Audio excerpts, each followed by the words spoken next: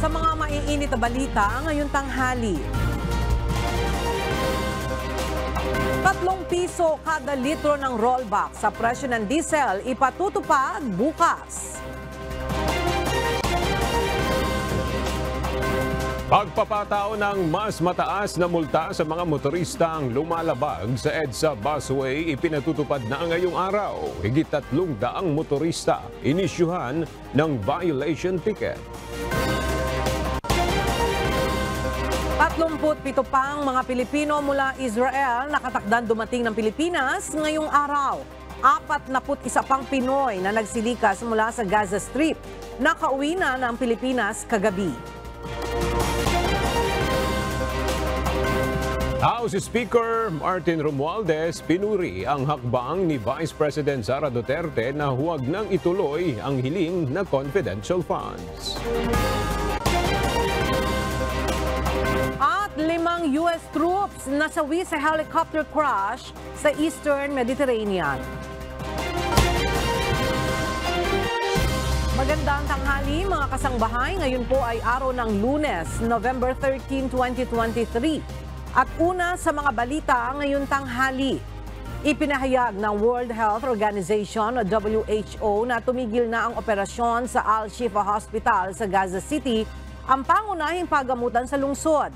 Dahil sa tuloy-tuloy na gunfire at pambobomba sa lugar, naubusan na ng supply ng fuel dahilan upang halos mawala na ang kuryente sa pasilidad. Tumaas din ang bilang ng patient fatalities sa Al-Shifa Hospital. Ayon naman sa Israeli military, sumang-ayon itong ilikas ang mga sanggol mula sa ospital sa isang mas ligtas na lugar. Batay kay Israel's President Isaac Herzog, may balwarte sa ilalim ng gusali ng ospital ang Hamas, subalit tinatanggi ito ng militant group. Samantala, sa ulat ng Hamas-run Health Ministry, mahigit na sa 11,000 tao ang nasawi sa Gaza mula nang ilunsad ng Israel ang pag-atake nito sa teritoryo kasunod ng Hamas attack noong October 7. Nakatakdang dumating sa Pilipinas mamayang hapon ang nasa 37 pang mga Pilipino mula sa bansang Israel. Bahagi pa rin ito ng tuloy-tuloy na repatriation efforts na ginagawa ng pamahalaan ng Pilipinas sa gitna ng gera sa pagitan ng Israeli forces at Hamas militants. Samantala, dumating na rin kagabi ang 41 pang mga overseas Filipino na inilikas mula sa Gaza Strip. At para sa detalye, makibalita tayo kay Ryan Lacanlale live. Ryan, pang ilang batch na ba ng mga Filipino repatriates mula sa Israel yung dadating mamaya? Aga, pang 7 batch na ito na nakatakdang umuwi mamaya mula sa Israel. Sa kabuuan ay umabot na sa 184 ang bilang ng mga naunang 6 na batch na nirepatriate ng pamahalaan mula sa Israel. Mamayang hapon na inaasahang darating ang pang-7 batch ng mga overseas Filipino workers mula sa Israel. 30 ito sa kabuuan, kinabibilangan ng 20 na caregiver at 10 hotel worker. Kung susumahin aga, aabot na sa mahigit 220 ang napauwi ng Pilipinas mula sa Israel sa gitna ng sumitinding giyera doon. Samantala, pasado alas 10 kagabi, lumapag sa NAIA Terminal 3 ang eroplanong sinasakyan ng 41 Pilipino mula sa Cairo, Egypt kasama ang 7 Palestinian na asawa. Pangalawang batch naman ito ng mga Pilipino na inilikas naman mula sa Gaza Strip na dumaan sa Rafah border. 75 na ang mga Pilipino na nakauwi mula sa Gaza at mayroon pa ring panibagong batch na papauwi ng bansa mula sa Cairo, Egypt. Si Department of Foreign Affairs Undersecretary Eduardo De Vega nagtungo na rin sa Cairo, Egypt para personal na tignan ang kalagayan ng ating mga kababayan doon na tumawid mula sa Rafah border. Sa ngayon ay mayroon ng 20 na OFW naman mula sa Lebanon na nakauwi sa bansa at 2 mula sa West Bank. Sa Gaza Strip, mayroon pang mahigit 20 Pilipino na nanatili at ayaw pang lumikas dahil ayaw iwanan ang kanilang mga mahal sa buhay na mga Palestino. At yan muna ang latest mula dito sa Pasig. Pwede kayo. Aga? Maraming salamat, Ryan Lacanlale.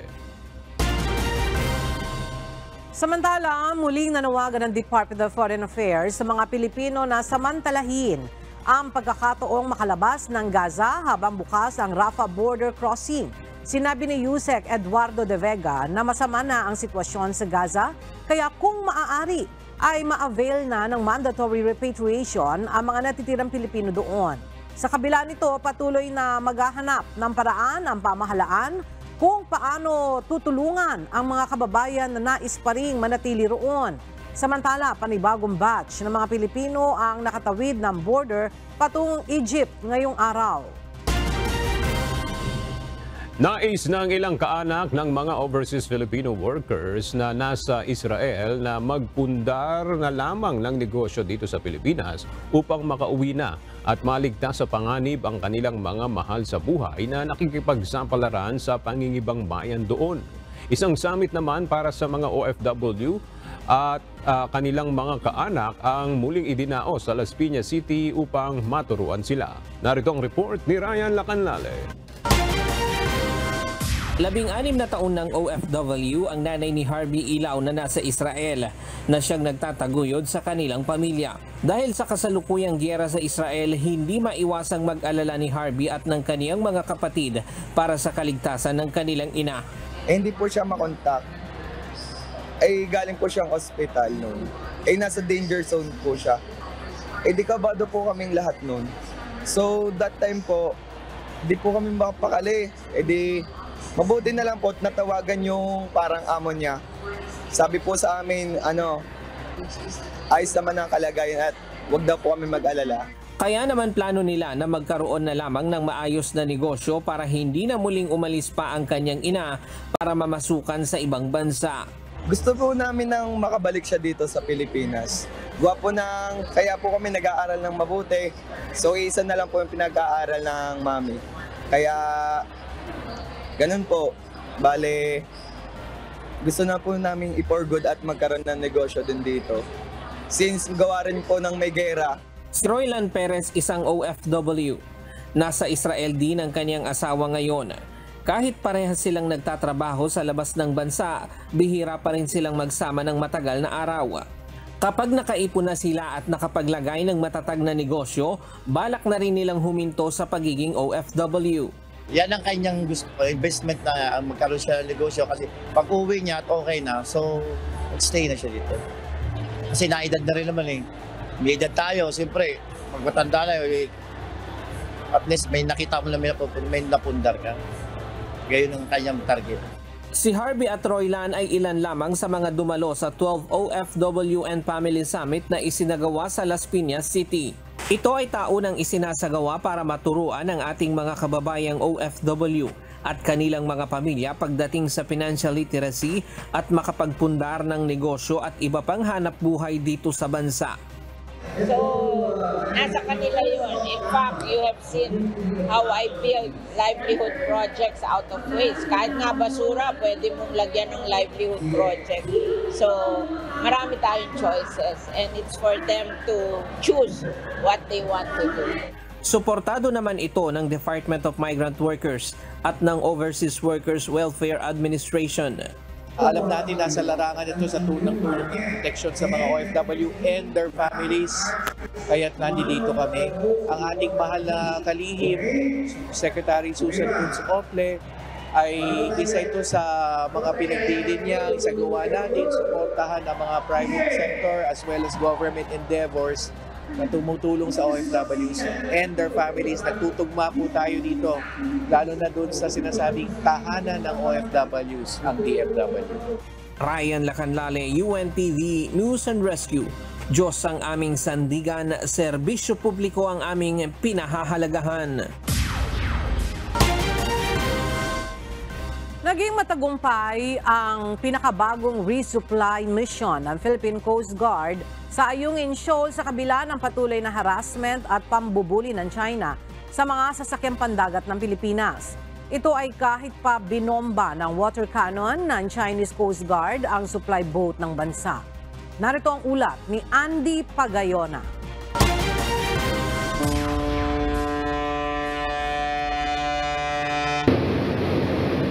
Sa panibagong resupply mission ng pamahalaan itong Biyernes, muling naranasan ang patuloy na panghaharas at pambubuli ng China sa mga barko ng Pilipinas. Umaga pa lang sa West Philippine Sea, nagpakawala na ng isang malakas na busina ang China Coast Guard sa aming sinasakyang barko. Kapansin-pansin na hindi gaanong dumidikit ang mga barko ng China, tumulong na sa panibagong resupply mission ang isa sa pinakamalaking barko ng Philippine Coast Guard na BRP Melchora Aquino. Pero sa kabila nito, ilang ulit din ang ginawang shadowing ng China Coast Guard at Chinese Maritime Militia sa BRP Melchora Aquino. Tuloy naman ang pagdikit at paghabol ng mga barko ng China sa dalawang resupply boat at sa BRP Sindangan at BRP Cabra ng PCG.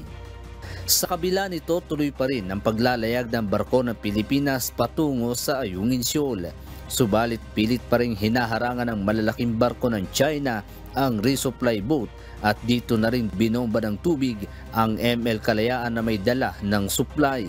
Hindi kasi nagamit ang unay sa May 2 dahil sa naging pinsala nito matapos mabangga ng barko ng China nitong nakaraang resupply. Mariing kinundi na ng National Task Force for the West Philippine Sea ang mapanganib na ginawa ng barko ng China sa mga sakay ng ML Kalayaan. Namataan naman ang isang spy plane na paikot-ikot at nagmamasid sa nangyayari sa West Philippine Sea. Mula dito, tanaw na natin yung Sierra Madre at yung dalawang rore natin ay malapit na rin na makadikit doon sa Sierra Madre. Pero sa ngayon, makikita natin dito, nasa harapan natin, itong mga barko ng China Coast Guard at itong mga militia vessel. Alas 8 ng umaga nang makadikit ang dalawang resupply boat sa Sierra Madre. Sinubukang magpababa ng rubber boat ng PCG, sakay ang ilang media personnel. Subalit ilang beses din silang hinabol ng China at hindi pinalapit sa Sierra Madre. Habang hinihintay natin itong pagbabalik ng unay sa May 1 at saka yung isang kasamang rore na nagatid ng supply sa Ayungin, kapansin-pansin itong ginagawa ng Chinese militia vessel na paulit-ulit yung ginagawang dangerous maneuver dito nga sa ating sinasakyang barko na Melchora Aquino. Sa kabila ng mga panghaharas at pagbuga ng tubig mula sa barko ng China, ay tagumpay na nakapaghatid ang mga barko ng Pilipinas sa mga magigiting na sundalo sa Ayungin Shoal. Andy Pagayona, UNTV News and Rescue. Diyos ang aming sandigan, serbisyo publiko ang aming pinahahalagahan. Iminungkahi ng isang mambabatas na pabalikin muna sa Pilipinas ang Philippine Ambassador sa China kasunod ng panibagong water cannon incident sa West Philippine Sea. Sa isang panayam, sinabi ni Senator Francis Tolentino na maaaring pauwiin muna ang Filipino envoy mula Beijing para mag-report sa Department of Foreign Affairs o DFA at kay Pangulong Ferdinand Marcos Jr. Ito'y para bilang pagpapakita na mataas na level na ang ginagawang paglabag sa international law. Pero paliwanag ng senador, mananatili pa ring bukas ang embahada ng Pilipinas sa Beijing para sa pag-i-issue ng visas. Inirekomenda rin ng mambabatas sa Department of Foreign Affairs na ipatawag si Chinese Ambassador to the Philippines, Wang Xilian, para magpaliwanag. Ipinatutupad na ngayong araw ang mas mataas na multang ipapataw sa mga motoristang mahuhuling lumalabag sa EDSA busway. At sa kabila ng paalala ng MMDA, ilang mga pribadong motorista ang naisyuhan ng violation ticket kanina. Mula sa Quezon City, makibalita tayo kay JP Nunez live. JP, nasa ilang mga motorista ang nahuli ng MMDA na lumabag kanina? Ella, dun nga sa isinagawang joint operation ng Metropolitan Manila Development Authority at ng Land Transportation Office kaninang umaga para sa panghuhuli ng mga illegal na dumadaan sa EDSA busway. Nasa 151 na mga motorista yung illegal na dumadaan sa busway yung na-issuehan ng violation ticket kanina. Yan ay mga sasakyan o mga pribadong sasakyan at yung mga nagmomotorsiklo. Ang karaniwang dahilan ng iba ay nagmamadali sila kaya sa busway sila dumadaan. Nagsagawa kanina ng joint operation ang MMDA at LTO para manghuli ng mga motoristang iligal na dumadaan sa EDSA busway. Ngayong araw, simula na ng pagpapatupad o pagpapataw ng mas mataas na multa sa mga iligal na dadaan sa EDSA busway. Batay sa bagong patakaran ng MMDA, 5,000 pesos ang ipapataw ng multa sa unang paglabag o first offense. 10,000 pesos, isang buwan na suspensyon ng driver's license at pag-attend ng road safety seminar kapag second offense. Habang sa third offense naman ay 20,000 pesos ang multa at isang taon na suspension ng driver's license. At kapag fourth offense na, aabot sa 30,000 pesos ang multang babayaran at irerekomenda sa LTO na ma-revoke ang driver's license. Kung sakali namang, ayon sa MMDA, kung sakali namang magtatangkang tumakas ang isang motorista sa mga enforcer kapag huhulihin ito, otomatikong third offense ang ipapataw sa kanya. Ito yung 20,000 pesos na multa at isang taong suspension ng driver's license. Ayon naman sa MMDA, maaari nilang magsagawa na rin sila ng operasyon sa iba't ibang oras sa maghapon bukod sa operasyon ng panghuhuli tuwing umaga. At Ella, muli nga nanawagan ang MMDA sa mga pribadong motorista na huwag dadaan sa EDSA busway o sa EDSA carousel. Dahil yan ay eksklusibong linya para lamang sa mga city buses, sa mga emergency vehicle gaya ng ambulansya at yung mga government at marked vehicle na merong red plate. Yan muna ang ating latest live mula sa Quezon City. Balik sa'yo, Ella. JP, meron din bang nasampulan na mga public official na dumaan din dyan o lumabag sa bus lane? Ella, dun sa nasaksiyan natin no, na nahuli ng MMDA, merong naka-uniforme na pang-government office. Hinarang ng MMDA na discover lang na siya ay empleyado sa gobyerno dahil nakasuot ito ng uniforme. Pero dahil private vehicle yung kanyang gamit at hindi naman marked vehicle ng gobyerno at hindi rin red plate, hindi siya napagbigyan ng MMDA at na-issuean pa rin ng ticket. Ella? Alright, maraming salamat, JP Nunez.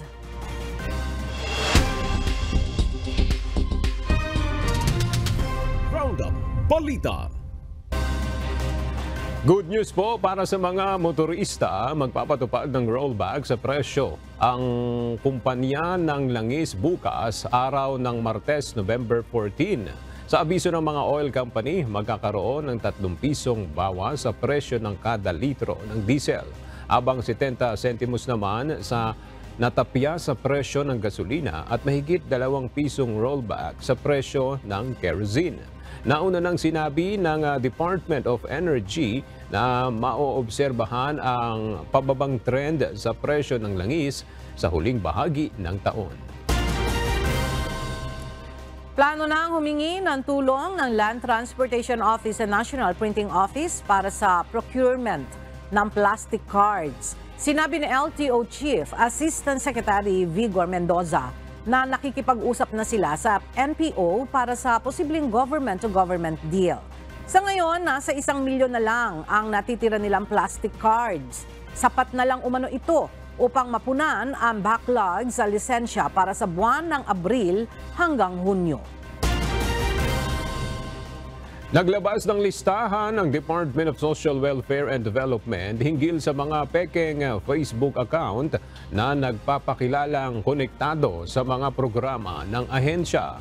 Sa isinagawang weekend report program ng DSWD, ipinresinta nito ang listahan ng mga social media accounts na gumagamit ng pangalan ng departamento.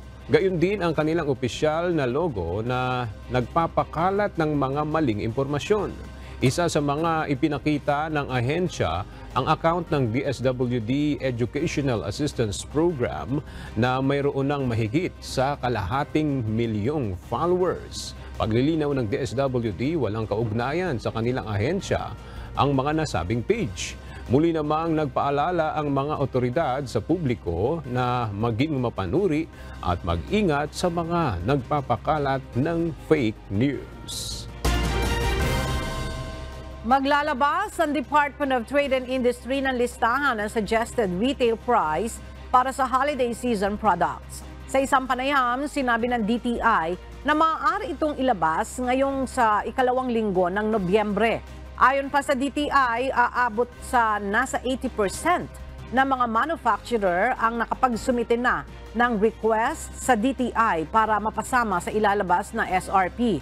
Gayunman, wala pang binanggit ang DTI kung may aasahan pang pagtaas sa presyo ng holiday season food items. Posibleng maging bagyo ang bagong low-pressure area na kumikilos papalapit ng Philippine Area of Responsibility. Base sa latest monitoring ng Pag-asa, huli itong namataan sa layong 1,400 kilometers sa silangan ng northeastern Mindanao. Ayon sa Pag-asa, wala pa itong direktang epekto ngayon sa Pilipinas. Sa Miyerkules ay posibleng pumasok na ito sa PAR at papangalanang Kabayan. Ito ang unang bagyo ngayong Nobyembre at pang-11 naman ngayong taon.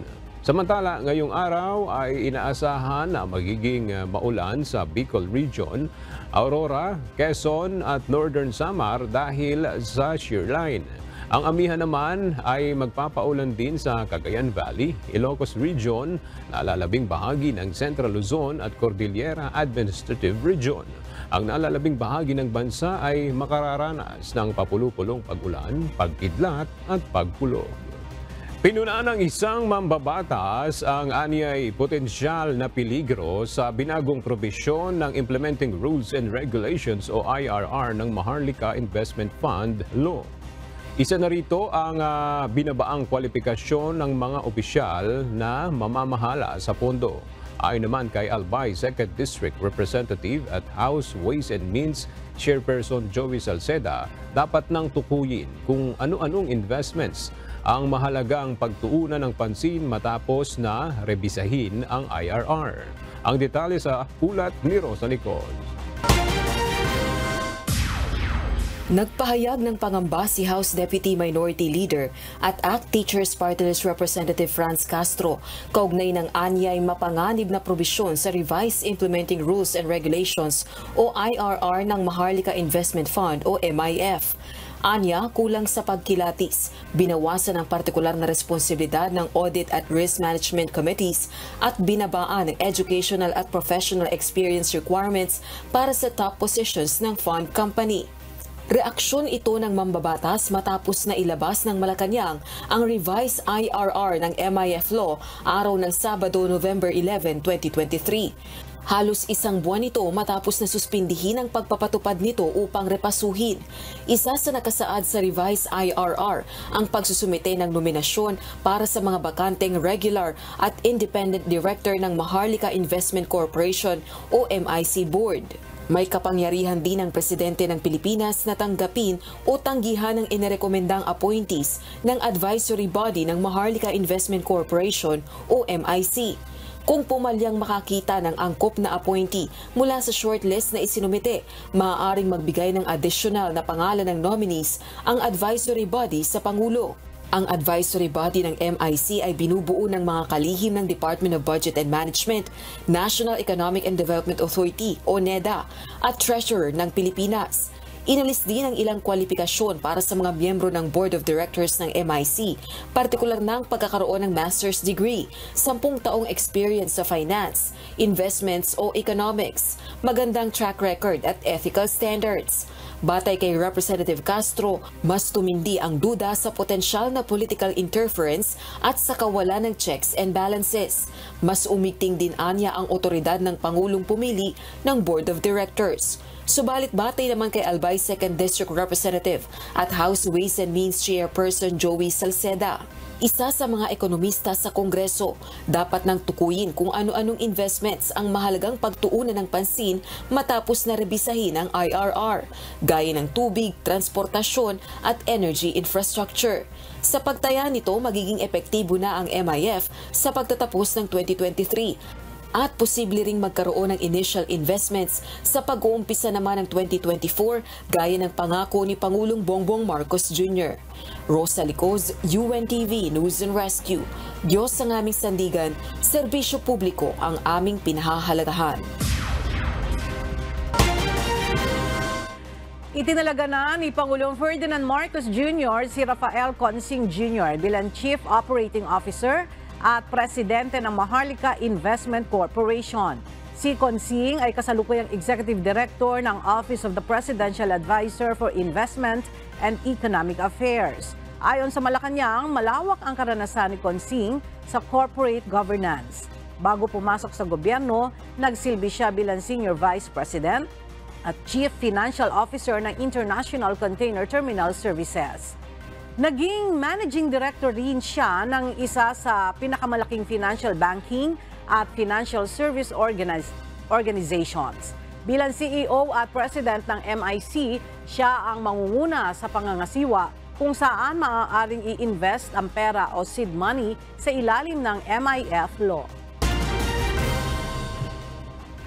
Pinuri ni House Speaker Martin Romualdez ang ginawa ni Vice President Sara Duterte na pagsuko sa confidential funds ng OBP para sa 2024. Samantala, ayon sa liderato ng House of Representatives, nananatili ang unit team sa Kamara. Mula sa House of Representatives, may report si Rosalie Coz live. Rosalie, ano yung partikular na sinabi ni Speaker Romualdez kaugnay ng hindi na pagtuloy na humiling si VP Duterte ng confidential funds? Aga naniniwala si House Speaker Martin Romualdez na tama ang naging desisyon ni Vice President Sara Duterte na isuko na lang at wag nang ituloy ang paghiling ng confidential funds para sa 2024. Ginawa nito ang pahayag matapos na pangunahan ang flag raising ceremony sa House of Representatives kaninang umaga. I believe that's the right decision and we hail VP Sara's decision. Hindi nahihilingi ng Vice Presidente ang panukalang 500 million pesos na confidential funds para sa 2024 na una nang tinapyas ng Kamara dahil din ng 150 million pesos na halaga ng confidential funds para sa Department of Education. Kasunod naman ito, umaasa pa rin ang liderato ng Kamara sa pag-inam ng ugnayan nito sa mga Duterte. Sa gitna ito ng patuloy niyang pagtatanggol sa Kamara laban sa mga naging pahayag ni dating Pangulo Rodrigo Duterte sa kanya at sa institusyon. Nananatili rin anya ang tiwala niya sa mga Duterte. Samantala, giit ni Speaker Romualdez, may unit team pa rin sa Kamara, lalo na't ito anya ang nais ni Pangulong Bongbong Marcos Jr. We will always work together. It's still a unity. The President always wants us to work together, not just in Congress, with the executive, but as a country. So we will always strive for that. Aga target ng Kamarang matapos ang mga SONA priority legislative measures ng PBBM administration bago matapos ang 2023. Balik sa iyo, Aga.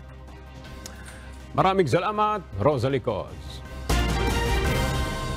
Nakatakdang dinggin ng korte sa Muntinlupa City ang mosyon upang ma-dismiss na ang natitirang kaso ni dating Senador Leila de Lima.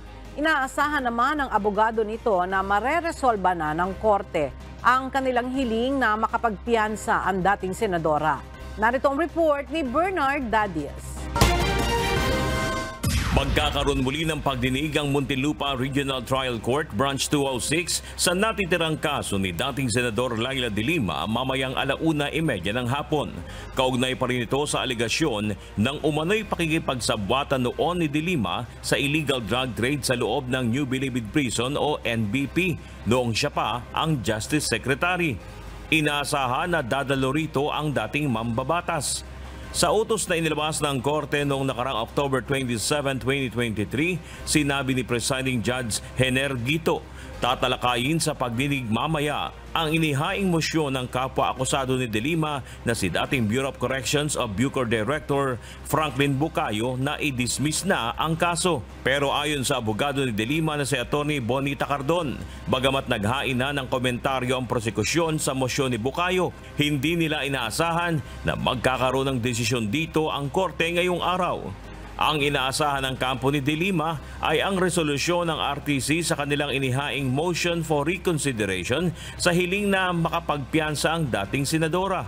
Mula sa orihinal na 3 kaso laban kay de Lima, isa na lang ang natitira matapos i-dismiss ng korte ang 2 kaso dahil sa kawalan ng sapat na ebidensya. Bernard Dadias, UNTV News and Rescue. Diyos ang aming sandigan, serbisyo publiko ang aming pinahalagahan. Kinumpirma ng National Bureau of Investigation o NBI na umuusad na ang kanilang investigasyon hinggil sa mga nakumpiskang lehitimong passport na pagmamay-ari ng ilang foreign nationals dito sa Pilipinas. Ayon kay NBI Director Medardo de Lemos, kasama rin sa kanilang sisilipin ang isang regional o district office kung saan sinasabing nakakakuha ng lehitimong birth certificate ang mga nasabing foreigner. Hindi naman kinumpirma ng NBI kung kasama nga ba sa iniimbestigahan ang Department of Foreign Affairs na kamakailan ay sinabi ng DOJ na kasama sa ipasisilip nila sa NBI. May naisip ng pangalan si Philippine National Police Chief, Police General Benjamin Acorda Jr. para irekomenda bilang susunod na hepe ng pambansang pulisya. Ito'y dahil wala ng isang buwan at bababa na sa pwesto si General Acorda kasabay ng kanyang ika-56 na kaarawan sa December 3. Mula sa Kamkrame, makibalita tayo kay Lea Ilagan live. Lea, sinong mga pangalan ba ang lumulutang para maging susunod na magiging Chief PNP? Ella, medyo marami itong mga lumulutang na pangalan, ano? Bagamat naniniwala nga ito si PNP Chief Police General Benjamin Acorda Jr. na nasa kapalaran ng isang pulis ang pagiging Chief PNP, mayroon na rin aniya siyang naiisip na irekomenda sa Pangulo upang pabilian bilang papalit sa kanya sa pwesto. Gayunman, tumanggi muna ang general na pangalanan nito. Sa halip, sinabi ni General Acorda na nakadepende kung sino ang pinagkakatiwalaan ng Pangulo na posibleng pumalit sa kanya sa pwesto. Samantala, Ella, unti-unti ngang lumulutang ang pangalan ng mga posibleng pumalit kay General Acorda sa December 3. Kabilang dyan ang miyembro ng Police Lieutenant General Michael John Dubria, Police Lieutenant General Emmanuel Peralta. Lumutang din, Ella, ang pangalan ni na CIDG Director Police Major General Romeo Karamat Jr., NCRPO Director Police Brigadier General Jose Melencio Nartates Jr., Comptrollership Director Police Brigadier General Romel Francisco Marbil. Nandyan din si DPCR Director Police Major General Edgar Alan Ocubo at si DICTM Director Police Brigadier General Bernard Banak. Sino man aniya ang mapipili ng Pangulo ay para-parehong magagaling ang mga ito ayon kay General Acorda. Ella? Alright, maraming salamat, Lea Ilagan.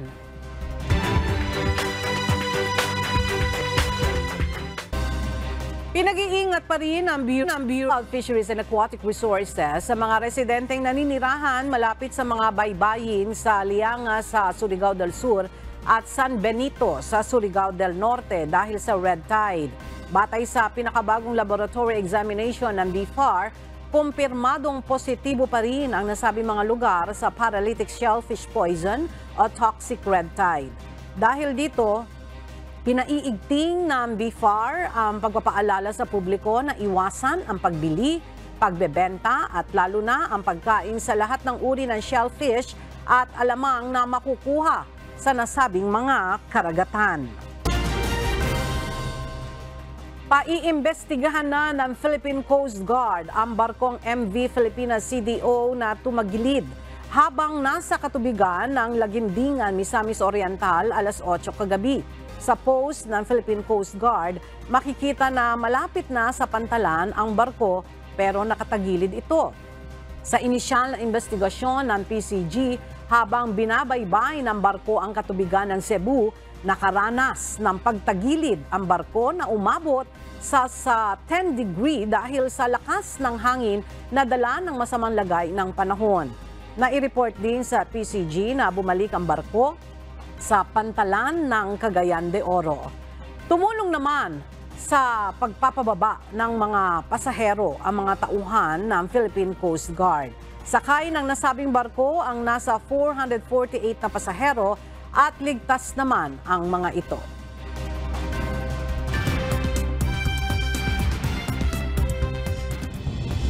Nais ni US President Joe Biden na muling magkaroon ng military-to-military ties sa China ayon kay White House National Security Advisor Jake Sullivan.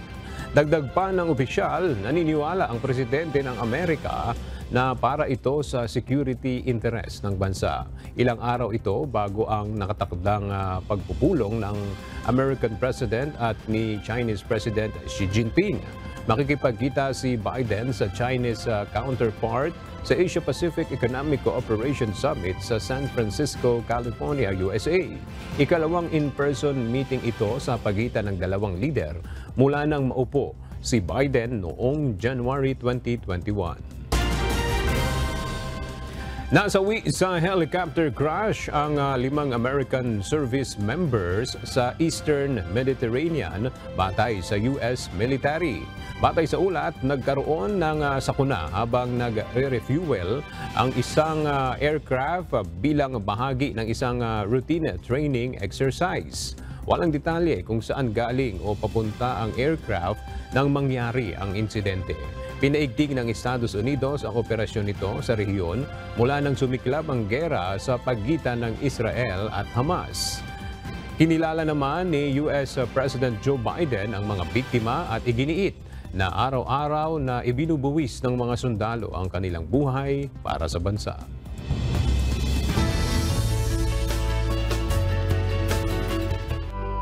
Pinasinayaan noong November 10 sa Singapore Philippine Embassy ang ika-15 art trek na nagpakita ng taglay na galing ng ating mga kababayan sa larangan ng sining. Ang detalye sa ulat ni Erlene Simon. Selebrasyon ng malalim na cultural and artistic relation ng Pilipinas at Singapore ang naging tema ng inilunsad na Art Trek 15, isang art exhibition sa Singapore Philippine Embassy. Pinamagatang Shades of the Wind ang exhibit na ito na nagpapahayag sa publiko ng malawak na interpretasyon ng bawat isa sa iba't ibang kulay. 16 na artworks na gawa ng mga Filipino artists ang masasaksihan dito kung saan naipahayag nila ang kani-kaniyang saloobin at pananaw ukol sa iba't ibang aspeto ng buhay na kasabay ng makabagong panahon sa pamamagitan ng arts. 10% lang yung listening to other people, what to tell, what to paint. 90% of it dapat yung what you really want to do. Na-realize ko, as an Asian, as a Filipino, kaya nating makipagsabayan with other countries. Kaya nating umangat. Bibigyan ka ng chance na makapag-exhibit ulit international. So it means na nare-recognize, nakikita yung gawa mo. Ayon rin sa One East Asia na siyang primary organizer ng event na ito, ang mga obra maestra na naitampok sa collection ay nagpapatunay ng galing ng mga Pilipino. I mean, I've been promoting Filipino artists for more than a decade. And I keep bumping into new talents, wonderful talent. Magtatagal ang free art exhibit sa Singapore Philippine Embassy hanggang November 20 ng taong ito. Simula noong 2007, halos 200 Filipino artists na ang na-feature ang kanilang artworks dito sa Singapore.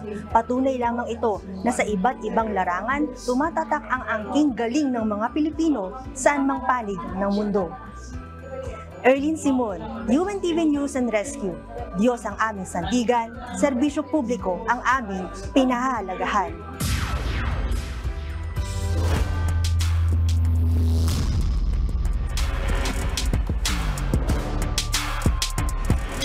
Nakumpleto ng GSIS Furies ang Come From Behind Victory matapos maungusan ang OPPMS Trailblazers sa huling mga sandali ng kanilang makapigil hiningang laban kahapon sa pagpapatuloy ng eliminations round ng UNTV Cup Season 10.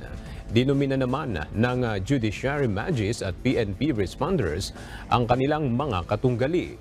Para sa detalye, narito ang report ni Bernard Dadis.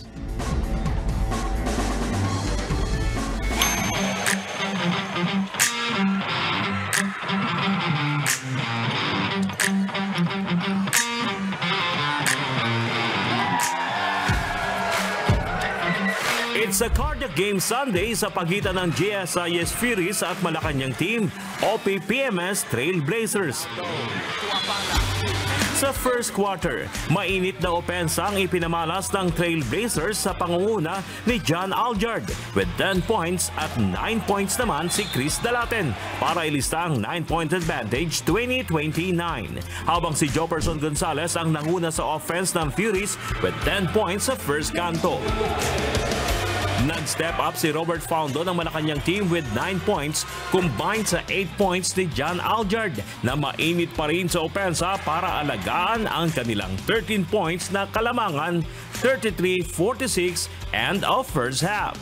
Nag-umpisa na mag-bounce back ang GSIS with 9-0 run makalipas ang unang 5 minuto ng third quarter.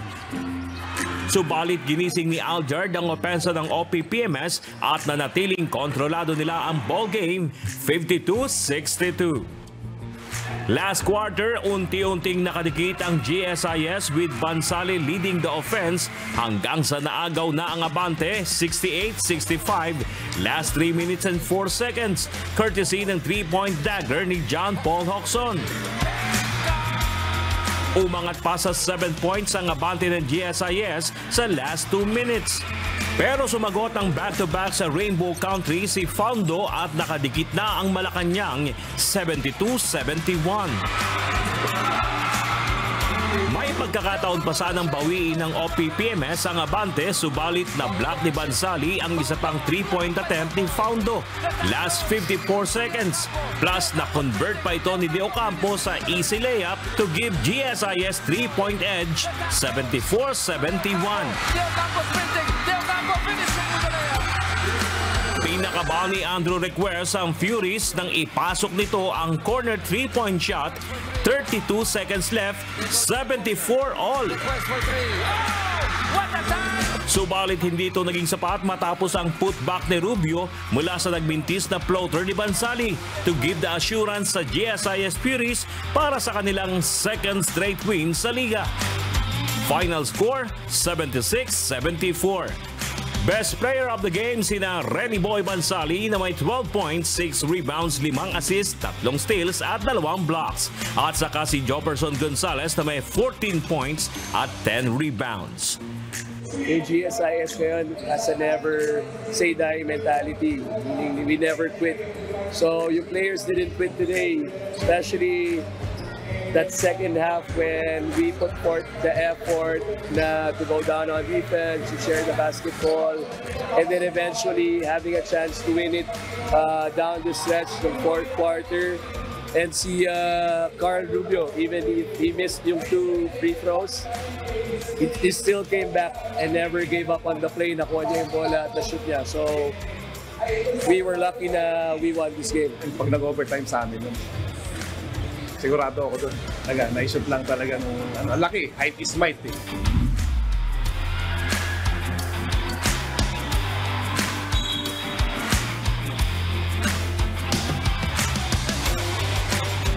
Dinumina naman ng Judiciary Magis ang DOJ Beacons sa kanilang bakbakan sa score na 81-71. Best player of the game si Ariel Capus at Frederick Salamat. Dahil dyan, may 2 ng panalo ang Magis habang ito na ang ikalawang sunod na pagkatalo ng DOJ.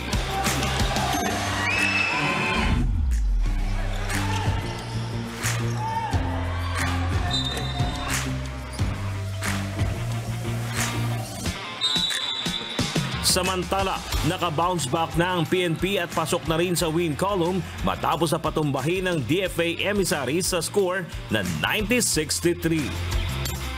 Best player of the game si Gilly Aniba na may 16 points, 4 rebounds at 1 assist at steal. Bernard Daddy's UNTV News and Rescue. Diyos ang aming sandigan, serbisyo publiko ang aming pinahalagahan.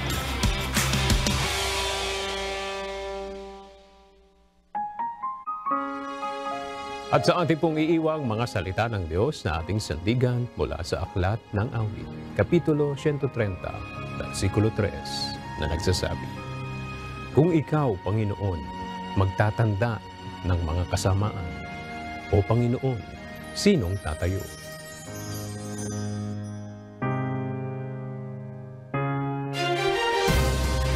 At yan ang mga balita ang aming tinutukan at inaksyonan dahil sa aming pagbabalita, una ang pagkalinga sa kapwa.